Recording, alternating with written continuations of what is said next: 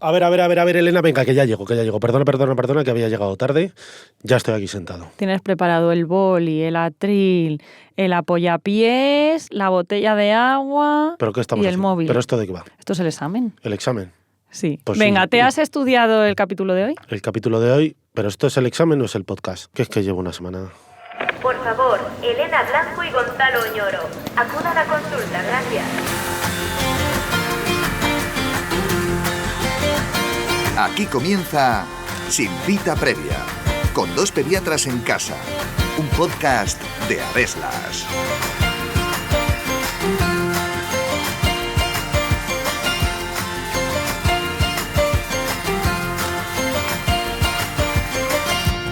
El descanso nocturno es uno de los pilares básicos para una buena salud y en los niños es indispensable para un desarrollo neurológico adecuado. A diferencia de lo que muchas personas piensan, cuando roncamos nuestro descanso es menos efectivo, ya que esto traduce una obstrucción al paso de aire desde el exterior hasta nuestros pulmones. Pero si mi hijo ronca, ¿hay que quitarle siempre las amígdalas? ¿Pueden los pediatras ver las vegetaciones en una exploración rutinaria? ¿Qué es eso del síndrome de apnea del sueño? ¿Y es necesario que todos los niños que roncan sean derivados al otorrino o al neumólogo infantil? Está a punto de comenzar un nuevo episodio de Sin Cita Previa en el que os contamos todo lo que tenéis que saber sobre los niños que roncan por la noche. Así que ajustaos bien los auriculares porque empezamos.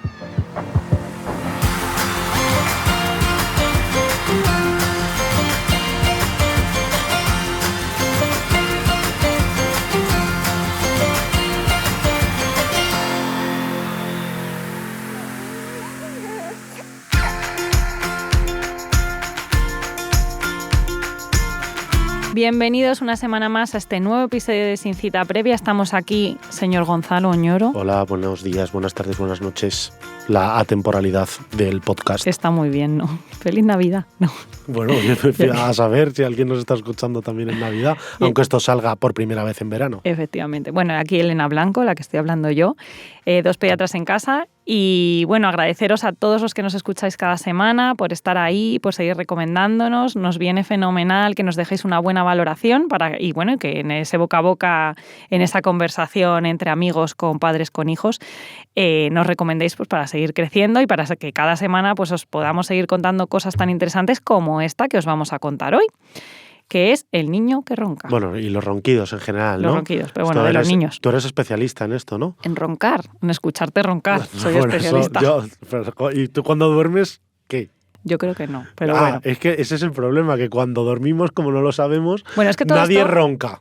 Nadie ronca. Eso. Todo esto comienza en la infancia, porque fíjate, si uno de cada 10 niños ronca, pues de adultos yo no sé cuál va a ser la prevalencia, pero yo estimo que más de la mitad seguro. Oye, esa estadística es cuando la miramos para preparar el episodio, dije yo, joder, 1 de cada 10 niños ronca de manera habitual.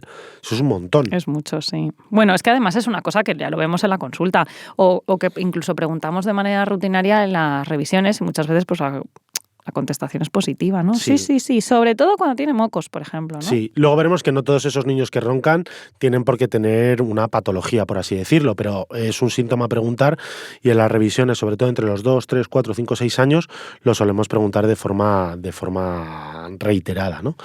Porque ¿qué pasa cuando roncamos? Si roncamos, si producimos ruido al respirar cuando estamos dormidos, ¿eso qué significa? ¿Qué nos está traduciendo? Pues a ver, nos está traduciendo que en algún momento del paso del aire desde la nariz hasta los pulmones hay algo que obstruye y produce una turbulencia y da ese sonido. Normalmente cuando es un sonido así brusco y alto, o sea, y grande, como es el de un ronquido, es más como de la parte de la vía aérea alta, ¿no?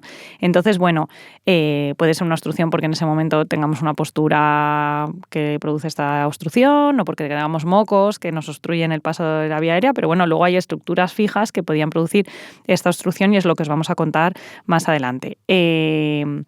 La mayoría de las veces no va a ocurrir nada, pero bueno, sí que es importante identificar qué niños roncan y para eso necesitamos que los padres, pues nosotros lo preguntemos en las revisiones, pero si no, los padres vengáis a la consulta y nos lo contéis para que podamos diferenciar pues qué niños se van a beneficiar de un estudio porque puede haber alguna obstrucción fija de la vía aérea que necesita tratamiento. De todas maneras, tanto el por qué se produce y cuál es el manejo es muy diferente entre los niños y los adultos, ¿vale? Sobre todo porque las características anatómicas y fisiológicas entre un niño y un adulto a nivel de la faringe, como ahora veremos, son diferentes. Pero me ha gustado mucho mucho lo que has dicho. El primer tip de este episodio ya está dicho. Si un niño ronca, es motivo para consultar con el pediatra. Luego habrá que explorarle, habrá que hacerle a lo mejor un estudio, pero no podemos pensar que un niño ronque es normal. Estamos acostumbrados a ver, sobre todo en los dibujos animados, que sale un animalito roncando y dices, oh, qué bien está durmiendo a pierna suelta. No. O sea, una persona que ronca es un trastorno de la vía aérea en el sueño, con lo cual consultarlo con vuestro pediatra.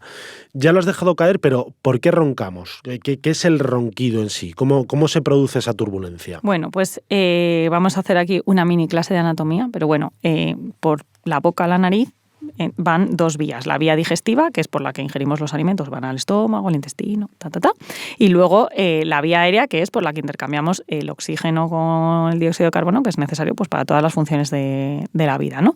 Entonces, esta vía aérea pues suele ser la nariz, ¿no? La faringe, que está la faringe de arriba, que es la que está detrás de la zona de la nariz, la orofaringe, que es la zona típica de donde están las amígdalas. La garganta. Y luego, un poquito más abajo y justo por encima de las cuerdas vocales, la laringe. Y ya por debajo la tráquea y lo que ya consideramos la vía aérea inferior. Y luego la vía digestiva, pues es la boca, la faringe, que comparte esta vía común con la vía aérea, y luego ya pasamos al esófago. Por tanto, son en el fondo, la vía digestiva y la vía respiratoria sirven para cosas diferentes. Son dos tuberías, pero que comparten un trocito, que es la faringe, que es donde va a estar aquí todo el meollo de la cuestión, ¿no? Porque sirve para las dos cosas. La faringe es una estructura anatómica muy importante porque nos sirve, por tanto, para hablar, para respirar, para comer, y aparte para tiene coordinación y coordinar, respirar con comer. Claro, y por tanto tiene que ser flexible, ¿vale? Porque hay otros tubos dentro de lo que has dicho. Por ejemplo, la tráquea puede ser un poquito más o menos flexible, pero está rodeada de cartílago para que sea un tubo rígido. Pero la faringe, aunque es un tubo, ¿no? Porque es una estructura hueca a través de la que pasan cosas, tiene que ser flexible para que podamos tragar, podamos hablar, podamos respirar, todo ese tipo de cosas. Y ahí es donde va a estar la clave del ronquido y de lo que estamos hablando. Claro, porque cuando nos dormimos, pues toda la musculatura descansa y hay estructuras que se pueden apoyar por esta zona de la faringe y producir cierta obstrucción al paso del aire y entonces eso provocar ruido, ¿no? La típica historia de se le cae la lengua para atrás. Claro, ¿no? Pero de todas maneras, aunque nos durmamos y no tengamos nada, entre comillas, eso, la faringe siempre se va a estrechar un poco y muchas veces no hace ruido, pero es un calibre suficiente para que entre el aire y no oigamos ruido. Si es más, sí, claro. Claro, pero y por ejemplo también la propia postura pues puede hacer, si tenemos la cabeza más estirada para atrás o menos estirada, pues eso puede hacer que esta zona, en contexto de estar dormidos, que está como toda la musculatura más relajada y todo más chiquitito, pues puede haber una obstrucción que en este caso no va a ser fija, ¿vale? Esto es por eso lo que decía, lo de que cae la lengua para atrás. Si estás muy dormido o inconsciente incluso, pues esa postura podría hacer que la lengua taponase. ¿Qué más cosas pueden taponar? Pues si tenemos unas amígdalas muy grandes, en el contexto de esta relajación del sueño y de cierta postura, pues producir una obstrucción que en este caso pues sí que será más fija, ¿no? Pues las amígdalas están ahí. Por eso, claro, porque si no, a ver, las amígdalas pueden ser muy grandes, incluso oír ruido con un niño que está despierto, pero tienen relevancia clínica o manifiestan síntomas en el sueño, esas amígdalas grandes, ¿vale? Luego, por ejemplo, los mocos, que obviamente están por toda la zona de la nariz, de la faringe, de la orofaringe, eso sería una obstrucción variable. Si los tenemos ahí y no los hemos limpiado, pues pueden producir una obstrucción. ¿Qué pasa? Que si los limpiamos esto mejora, si nos cambiamos de postura esto mejora, incluso las vegetaciones que son parecidas a las amígdalas pero están en la zona de la nariz, pues lo mismo, pueden producir una obstrucción, sobre todo cuando respiramos por la nariz, por la boca no, ¿vale? Entonces, bueno, todas estas cosas que son estructuras anatómicas y situaciones en las que pueden producir estos ronquidos, pues son las cosas que tenemos que investigar cuando los padres nos cuentan en la consulta que su hijo ronca. Por tanto, si hay ronquido es porque, sobre todo en el sueño, que es cuando se relaja la musculatura que mantiene la faringe abierta, el tubo que habíamos dicho, hay una obstrucción lo suficientemente significativa. A los pediatras nos va a preocupar más el ronquido que se produce todos los días que el que se produce de forma intermitente por unos mocos, porque los mocos ya se curarán y es un catarro. Eso es lo siguiente que vamos a preguntar. ¿Ronca? ¿Pero ronca siempre? No, solo cuando tiene mocos. Bueno, pues bien. Vale. Lo que está claro es que cuando tenemos a un niño, entre comillas, obstruido, porque tiene una estructura estructura anatómica, pues que seguramente serán luego las amígdalas o las vegetaciones, lo que ha dicho Elena, y hay ronquido, lo que significa es que el aire no le llega bien a los pulmones, ¿vale?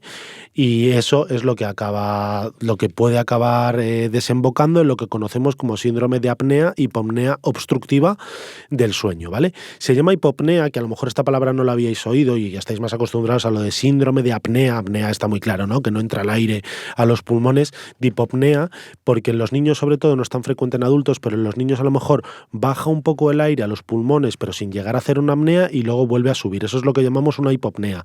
Y desde el punto de vista clínico tiene la misma relevancia que una apnea, ¿vale? Por eso se llama síndrome de apnea, hipopnea del sueño, SAHOS, que tienen las siglas ahí raras. Deciros que ya hemos dicho que aunque el ronquido sí que aparece en 1 cada 10 niños, lo que se traduce en porcentaje en el 10%, un síndrome de apnea, hipopnea obstructiva del sueño va a aparecer, por suerte, solo en un 2% del total de los niños. Entonces, bueno, estos son los niños que es importante que identifiquemos. Hay veces que los padres nos dicen, sí, hay momentos en los que deja de respirar y hay otros que no se van a identificar. Bueno, eso, cuando queremos verlo bien, hay una prueba en la que esto se puede poner de manifiesto.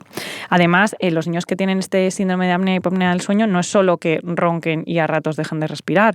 Clásicamente son niños que tienen una obstrucción al paso del aire por la vía aérea y suelen dormir con la boca abierta, ¿vale? Entonces, bueno, eso son también cosas que podemos preguntar en la consulta. Incluso algunos, estoy pensando que, sobre todo cuando es por vegetaciones más que por amígdalas, incluso tienen la boca abierta todo el día porque no les entra el aire por la nariz y es el típico niño de boca abierta. Claro, pues y puede esto ser por ya eso, respiración nasal. Y esto ya nos lo contó muy bien nuestra querida compañera, la odontopediatra, que nos dijo que la nariz, hay que respirar por la nariz, que respirar por la boca no es bueno para el desarrollo de la mandíbula, de la musculatura, de la masticación. Entonces esto es una sintomatología más de este síndrome de apnea del sueño, que además son niños que de presentar este síndrome pues se acompañan de otros síntomas, que es, por ejemplo, pues son niños que no ganan bien peso a pesar de que aparentemente comen bien, son niños que tienen un humor un poco alterado, porque son niños que realmente, aunque aparentemente van a dormir horas adecuadas, ¿no? Preguntamos, ¿cuánto duermen? 10, 12 horas, lo que sea. Tienen un descanso que no es efectivo porque están toda la noche teniendo microdespertares como consecuencia de este síndrome de apnea y hipopnea del sueño. Son niños que algunos se relacionan con que no consiguen retener esfínteres durante la noche. O sea, son niños de estos que ya con 5 o 6 años siguen haciéndose pis. Y el TDAH, el trastorno de déficit de hiperactividad o inatención también puede ser un síntoma de esto. Esto que estás diciendo es súper interesante porque, claro, seguramente mucha gente, a lo mejor la gente no conoce a muchos niños con un SAOS, ¿no? Que es lo que decimos, un síndrome de apnea y hipopnea del sueño, pero sí que conoce adultos. Y el fenotipo típico del adulto no es lo que acabas de contar. Los adultos normalmente suelen ser con mucha obesidad, suelen estar muy somnolientos a lo largo del día porque no han descansado bien por la noche. De hecho, de forma clásica en los libros de medicina se encuentra que el ejemplo típico del fenotipo del SAOS es Joe, que es un personaje de una novela de Dickens, de una recopilación de lo que publicaban en aquella época, que eran revistas, que son los papeles póstumos del Club Pickwick. De hecho, el síndrome Pickwick es lo mismo que el SAOS, y es ese personaje bajito, gordito, que está todo el rato dormido, pues ese es el típico SAOS, de los síntomas típicos SAOS del adulto, ¿vale? Todo lo contrario es a lo que has dicho del niño. Claro, porque lo que me has dicho del niño no es un niño que está dormido y gordito, es un Bart Simpson, ¿no? Que se está moviendo ahí súper hiperactivo todo el rato y que porque no descansa bien, está irritable, está como demasiado activo. Claro, bueno, no, es que además, aparte de que los síntomas son muy diferentes, la etiología, o sea, el origen del por qué ocurre en los niños y los adultos también es muy diferente. Por eso queríamos hacer hincapié en esto, que es el típico niño, pues es como un pizpireta que es muy movido en el cole, pues son niños irritables, descansan poco, no le conseguimos quitar el pañal y dejados en el tiempo incluso pueden tener patología cardíaca grave. Súper raro, porque es raro que ahora lleguen pacientes así, ¿no? Pero bueno, en algunas ocasiones dejados, si tienes una situación de oxígeno bajo durante la noche de forma repetida durante años, pues podría incluso ocurrir. Y durante el sueño, o sea, esos síntomas que has dicho son durante el día o en el paso del tiempo, pero durante el sueño lo que vamos a ver es un niño que ronca y además hace apneas, es decir, hay un momento en el que está roncando y deja de hacer ruido, pero sigue moviendo el pecho, ¿vale? Para intentar meter ese aire y de repente tiene una respiración compensatoria, como que coge aire muchísimo más fuerte, que es el microdespertar que tú has dicho, que el cerebro manda la orden de que, oye, no está entrando el aire, manda aire más fuerte. Aparte, como tienen un poco obstruida la faringe, suelen tener posturas anómalas para dormir, suelen dormir con el cuello muy extendido o en posición mahometana, que decimos que es con el culete en pompa, que normalmente los niños si no duermen o boca arriba o boca abajo, pero estirados. Son posturas que buscan de forma inconsciente para abrir y mejorar la apertura de la vía aérea. Y luego se mueven un montón, son los típicos niños que hay algunos que están dando vueltas todo el rato en la cama moviéndose mucho. Oye, eso también lo hacen niños que no tienen una apnea del sueño, ¿eh? Pero es una cosa que nos ayuda mucho cuando lo preguntamos en la historia clínica.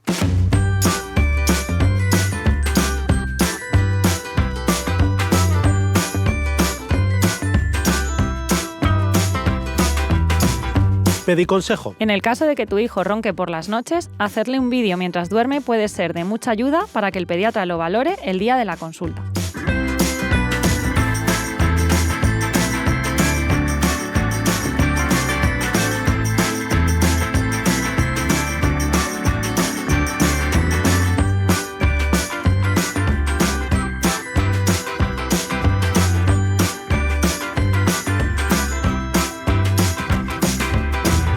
Ya estamos de vuelta, Elena. Estamos hablando del síndrome de apnea y hipopnea del sueño, de los ronquidos.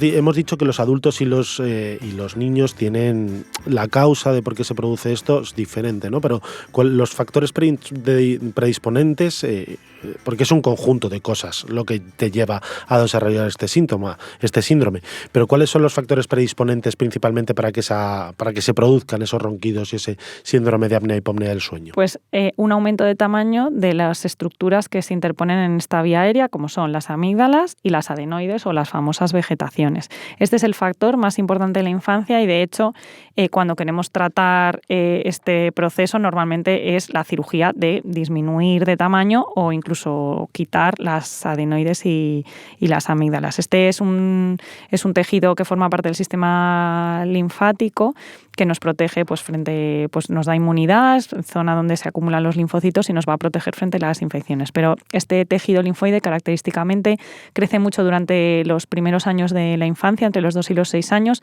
alcanza un volumen máximo y a partir de aquí se va haciendo se va atrofiando y haciendo más pequeñito. O sea, las adenoides no quitadas en el adulto no molestan, ¿vale?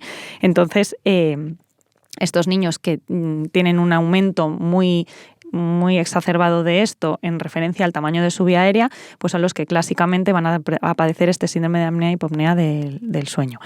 Muchas veces en la exploración normal del pediatra, las amígdalas decimos, a ver, abre la boquita, y las podemos ver grandes, incluso a veces son tan grandes que protuyen, cuando utilizamos el depresor, protuyen por encima de la lengua. Pero las adenoides que están, ya lo hemos dicho antes, en la parte de atrás de la nariz, pues eso no es posible valorarlas así a simple vista. Ahí obviamente, cuando ya vemos un niño que ronca y tiene las amígdalas grandes y clínicamente es compatible, pues habrá que mandarlo a otorrino para que también, aparte de las amígdalas, valore las adenoides, que normalmente suelen ir juntitas, ¿no? Sí, si tienes grandes las amígdalas, sueles tener grandes las adenoides. Pero normalmente necesita una cámara el otorrino que la mete por la nariz para llegar a ver las vegetaciones, ¿no? Y ojo que claro, estás diciendo que ahí están los linfocitos, con lo cual podemos tener un niño que a lo mejor de base no tiene las amígdalas o las vegetaciones muy grandes, pero cuando tiene infecciones, eso se pone más grande todavía, porque es donde están las defensas. Y son los niños que has dicho que a lo mejor roncan, pero no parece que hagan apneas, o sea, están ahí ni para ti ni para mí, pero que cuando tienen infecciones claramente roncan muchísimo. Y pues obstruyen bastante. Eso habría que valorarlo. Otros factores predisponentes son la obesidad. En los niños que tienen obesidad es más frecuente el síndrome de apnea y hipopnea del sueño, y este es en los mayores. En los adultos el paradigma, básicamente. Y luego también se ha visto que el tabaquismo, sobre todo en niños obviamente el pasivo, parece que también está relacionado. Y luego hay algunos síndromes en los que podemos ver que es más frecuente el síndrome de apnea y hipopnea del sueño. Sobre todo en síndromes neurológicos, sobre todo los que dan hipotonía, porque tienen menos tono en la faringe, con lo cual tiende a más a obstruirse. Y alteraciones craneofaciales, ¿no? Alteraciones craneofaciales. Y el ejemplo típico de un niño con SAOS que tiene un síndrome son los niños con síndrome de Down. ¿Por qué? Porque suelen tener obesidad, tienen hipotonía de por sí y aparte tienen mucho tejido linfoide. Entonces no es raro que veamos a los niños con síndrome de Down que tengan SAOS. De hecho, lo miramos en todos los niños, se operan pero estos niños. Pero obviamente con estos, dentro del seguimiento de un niño con síndrome de Down, hacemos muchísimo más hincapié, ¿vale? Al final suele ser un conjunto de cosas, que es lo que luego nos va a explicar cómo lo estudiamos y cómo lo manejamos. ¿Y qué hacemos con estos niños, Elena? Cuando nos dicen los padres que roncan, ¿hacemos estudio a todos los niños que roncan? ¿Solo algunos? ¿Cómo nos guiamos? Nos guiamos fundamentalmente, pues como todo en medicina, con una buena historia clínica, preguntando bien cuáles son los síntomas y una buena exploración física. Entonces, las cosas que podemos hacer en la consulta de atención primaria, obviamente, respecto a esto, pues son unas iniciales y para hacer un estudio posterior, pues necesitaremos derivarlos al otorrino. Pero así en general, los protocolos dicen que los niños que roncan más de 3 días a la semana con ronquidos muy llamativos y desde luego siempre que hagan apneas, pues son los que debemos derivar para estudio por una posible existencia de síndrome de apnea-hipopnea del sueño. Y obviamente, si nos dicen que ronca y le hacemos una exploración de la zona de la orofaringe y tiene unas amígdalas de estas que son 2 bolas que contactan. Además es que muchas veces nos lo decís, que ves que es que no se le ve la campanilla, claro, porque tiene unas amígdalas que se están chocando ahí en el centro. Sí, son niños, y eso que tú los ves, que es que respiran con la boca abierta, que tienen el paladar ojival, o sea, que lo tienen como muy hundido hacia arriba, o incluso respiración nasal, porque cuando estás muy obstruido... Están hablando así, claro, parecen a veces que hablan como un robot. Pues todo eso son niños que merece la pena estudiarlos y seguramente se beneficien de una cirugía. Claro, pero has dicho hay que mandarlos al especialista. ¿Y a quién los mandamos? Porque aquí hay mucha enjundia y no estoy buscando pelea entre especialistas, pero al otorrino, que al final es el que opera, que es el que es cirujano, o al neumólogo infantil, porque el neumólogo infantil es el especialista que valora los trastornos respiratorios del sueño, con lo cual ahí se junta un poco de a quién mandamos a uno o a otro. Muchas veces estos, depende un poco de cómo funcione cada hospital, funcionan los dos juntos. A lo mejor el otorrino hace una valoración, una exploración de la vía aérea y dice necesito además valerme de un estudio del sueño, y entonces esto lo hace el neumólogo. Este estudio del sueño es al final donde acaban todos estos niños. Se hace un estudio de polisomnografía o de pulsioximetría nocturna, que es, le colocan, el más sencillo es que le colocan un pulsioxímetro y ven qué pasa durante el sueño, las veces que cae la saturación de oxígeno, cómo recupera. Y cuando hacemos un estudio más completo es estas caídas de oxígeno, si se acompañan o no de movimientos respiratorios y de caída del flujo de la nariz, del aire, ¿vale? Entonces todo esto pues nos va a dar idea. Si se acompaña de caída de los movimientos respiratorios torácicos con caída del flujo y además caída de la saturación de oxígeno, o sea que repercute X veces a lo largo de la noche, de forma muy frecuente, de forma muy llamativa, pues estos nos van a dar dan un diagnóstico de existencia de síndrome de apnea y hipopnea del sueño, leve, moderado o grave. Los moderados y graves los operan siempre y los leves un poco pues acompañados de otros síntomas, de los síntomas que tengan durante el día, dependiendo un poco de la edad a veces esperan, pero más o menos eso es como hacen. Y luego una cosa es importante, que hay niños que pensamos que pueden tener un SAOS, que les hacemos el estudio y sale que no tienen SAOS. Eso es lo que llamamos ronquido simple, que es ese porcentaje de niños que ronca pero que no tiene enfermedad. Ahí lo que vamos a hacer es seguirles de cerca para ver que no desarrollan un SAOS, ¿vale? Pero ya cuando tenemos el SAOS diagnosticado, Elena, la mayoría de las veces el primer paso de tratamiento cuando decides intervenir un SAOS es la adenoamigdalectomía, que es quitar las amígdalas y las adenoides. ¿Por qué? Porque hemos dicho que es la causa más frecuente en niños que provoca el SAOS. Al final lo que estamos haciendo es quitar lo que produce la obstrucción, con lo cual normalmente con eso se corrige el problema, ¿vale? Recordar que hay muchos padres que nos lo dicen cuando ya están diagnosticados, es que me da miedo porque claro, esta cirugía va a ser con anestesia general y tal. Obviamente es con anestesia general, pero recordar que hicimos un episodio en este podcast, que es el episodio 41, en el que invitamos a Ernesto, que es un anestesista, y que nos contó un montón de cosas de anestesia. Recurrir a ese episodio para que los que nos estáis escuchando porque estáis preocupados porque van a operar a vuestro hijo, para que os quedéis más tranquilos. En niños normalmente el SAOS se soluciona, en niños sanos que tienen SAOS me refiero, se soluciona con cirugía. En algunos casos, sobre todo en aquellos que a lo mejor sí que tienen más obesidad o lo que hemos dicho que tienen un síndrome, podemos poner, que seguro que lo conocéis, una CPAP, ¿vale? Que es un aparato que lo que hace es meterte aire a presión mientras duermes. Todo el rato. Entonces, si tienes una presión mantenida en la vía aérea, pues la tienes más abierta y esa caída de tono que se produce durante la noche, pues la compensa con la presión positiva que ejerce el flujo del aire. Y ya está. Qué bien lo has explicado, porque yo iba a haber dicho, esto simplemente hace que respires bien por la noche. Pero es que lo has dicho muy bien, es una presión continua en la vía aérea. Nos lo imagino, algo soplando, ¿no? Mantiene abierto. Claro. Pues es eso. Y es el tratamiento estándar de los adultos. O sea, en los adultos no se empieza por la cirugía, salvo que sea muy evidente que es por eso, sino que normalmente el primer tratamiento de un adulto es decirle que pierda peso, porque la obesidad suele ser importante, y colocarle una CPAP, ¿vale? Pero en niños es más raro que se llegue a tener que la CPAP. Obviamente en niños también le diremos que si dentro de todo tenemos un niño que tiene mucha amígdala pero que tiene sobrepeso o obesidad, le diremos que también eso hay que controlarlo. Vale, y luego ya hemos dicho, los niños que tienen una hipertrofia de adenoides, sí, pero si no se evidencia un síndrome de apnea y hipopnea del sueño, y por tanto, aunque pueden roncar o no, pero normalmente no lo van a hacer, pero son niños que tienen respiración nasal, están todo el día con la boca abierta, babean, incluso nos dicen, pues estos, el abordaje que necesitan es un poco diferente. Necesitarán seguramente estimular toda la musculatura orofacial y una buena valoración por el odontopediatra para ver un poco la calidad de la mandíbula y modificar los hábitos que tiene de respirador bucal que no son buenos para el desarrollo de la mandíbula, del habla y de todas estas cosas. Claro, porque al final las adenoides, que son las vegetaciones, claro, si tú tienes que abrir la boca para respirar por la boca en vez de por la nariz, la lengua no apoya en el paladar, que es lo que hace que se desarrolle la mandíbula, con lo cual en esos niños sin amígdalas grandes, pero que están todo el rato con respiración nasal y tal, hay que hacerle también un abordaje individualizado, aunque no le operemos por un SAOS, pero a lo mejor necesita una cirugía por cargo del otorrino para que esa lengua acabe apoyando en el paladar y se desarrolle bien la mandíbula.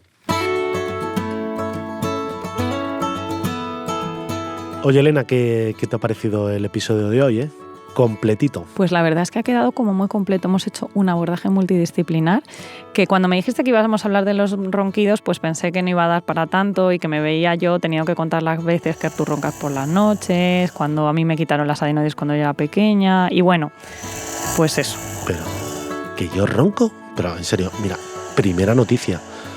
Yo creo que te lo imaginas en sueños, así que corramos un tupido velo antes de meternos en ese jardín y terminemos el episodio de hoy con el resumen de todo lo que hemos hablado. Bueno, venga, vale, pero esta noche yo te grabo, que tú lo has dicho, que lo hagan el pediconsejo.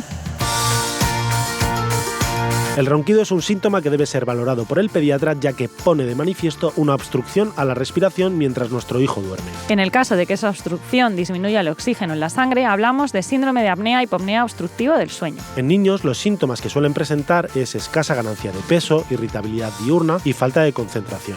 Además de que mientras duermen suelen adquirir posturas extrañas o no alcanzan el sueño profundo. El factor predisponente en la infancia para este síndrome es la hipertrofia de amígdalas y adenoides. Tras una valoración completa en el pediatra, suele ser necesario la consulta con el otorrino o el neumólogo infantil para conseguir llegar a un diagnóstico definitivo. El tratamiento del SAOS suele ser individualizado, aunque casi siempre parte del abordaje terapéutico suele incluir la cirugía de amígdalas y adenoides.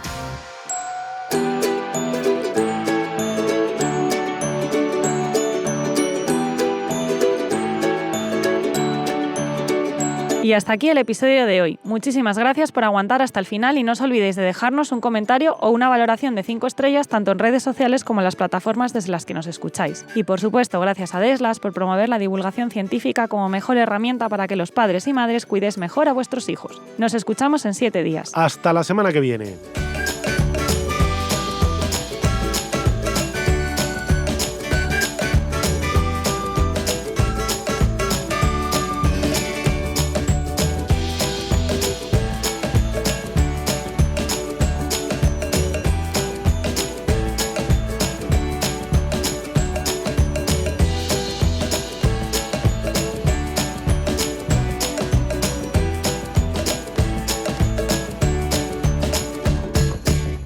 Si abordas una situación como asunto de vida o muerte, morirás muchas veces. Adam Smith, Dixit.